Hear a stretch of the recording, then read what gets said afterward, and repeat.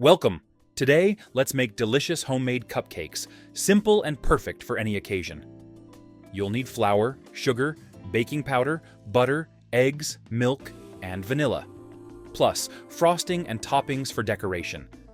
Preheat your oven to 180 degrees Celsius, 350 degrees Fahrenheit, for the perfect bake. In a bowl, whisk together flour, baking powder, and sugar. In another bowl, beat eggs. Add milk and melted butter, and mix well. Slowly mix the wet ingredients into the dry until smooth. Place liners in a muffin tray for even baking.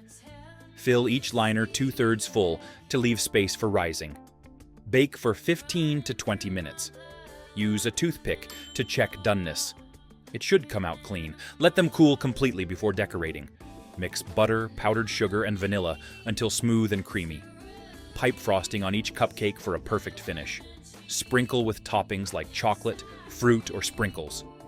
And there you have it, beautiful, delicious homemade cupcakes. Thanks for watching.